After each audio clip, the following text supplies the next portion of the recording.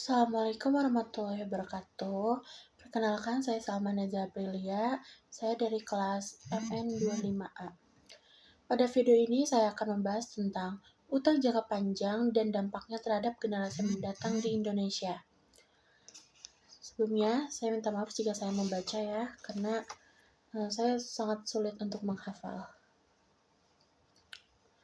Baik, hutang jangka panjang merupakan salah satu instrumen penting yang digunakan pemerintah untuk membiayai pembangunan nasional, terutama ketika pendapatan negara belum mampu mencukupi seluruh kebutuhan pembangunan.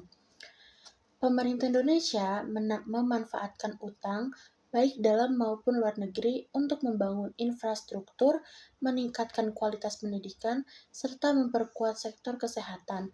Melalui hutang, pembangunan dapat dipercepat dan pertumbuhan ekonomi bisa terdorong. Namun, di balik manfaat tersebut juga memiliki resiko yang tidak kecil apabila dikelola dengan baik. Seiring berjalannya waktu, jumlah utang Indonesia harus mengalami peningkatan. Meskipun rasio utang terhadap produk domestik bruto masih berada dalam batas yang relatif aman, keberlanjutan utang tetap menjadi perhatian utama. Hal ini disebabkan karena sebagian utang masih digunakan untuk kegiatan yang kurang produktif, seperti menutup defisit anggaran atau memenuhi kebutuhan operasional pemerintah. Tujuan dari pembahasan ini adalah untuk melihat apakah utang jangka panjang menjadi peluang atau justru menjadi beban bagi Indonesia, khususnya bagi generasi mendatang. Masalah utama sebenarnya bukan terletak pada besarnya utang, melainkan pada bagaimana hutang tersebut dikelola dan dimanfaatkan oleh pemerintah. Penelitian ini menggunakan metode kualitatif deskriptif dengan mengkaji berbagai sumber seperti buku ekonomi, laporan pemerintah, dan artikel terpercaya. Metode ini digunakan untuk memberikan gambaran yang jelas dan mudah dipahami mengenai pengelolaan utang jangka panjang dan dampaknya. Hasil pembahasan menunjukkan bahwa utang jangka panjang dapat memberikan manfaat besar apabila dikelola dengan sektor-sektor produktif seperti pembangunan infrastruktur, pendidikan, dan teknologi. Penggunaan utang yang tepat dapat menciptakan lapangan kerja, meningkatkan daya saing ekonomi, serta memberikan dampak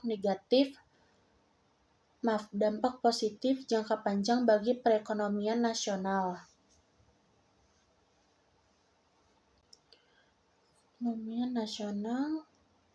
Namun, jika utang digunakan secara tidak efisien, bersifat konsumtif, atau tidak transparan, maka utang tersebut justru akan menjadi beban struktural.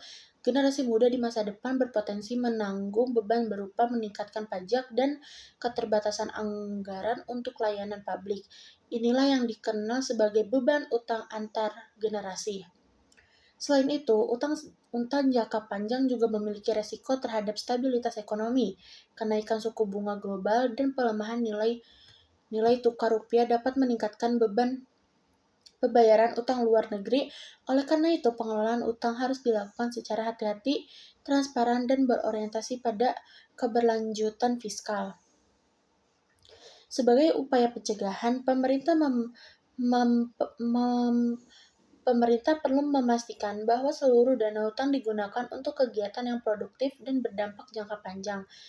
Reformasi perpajakan, efisiensi pengeluaran negara, serta pengeluaran publik yang kuat menjadi hal penting agar ketergantungan terhadap utang dapat dikurangi. Kesimpulannya, utang jangka panjang dapat menjadi alat pembangunan yang bermanfaat jika dikelola dengan baik, namun juga dapat menjadi beban bagi generasi mendatang jika salah digunakan. Oleh karena itu, generasi saat ini memiliki tanggung jawab moral untuk memastikan bahwa kebijakan fiskal yang diambil hari ini tidak mengorbankan kesejahteraan generasi di masa depan. Terima kasih. Sekian presentasi video dari saya. Kurang lebihnya mohon maaf. Wassalamualaikum warahmatullahi wabarakatuh.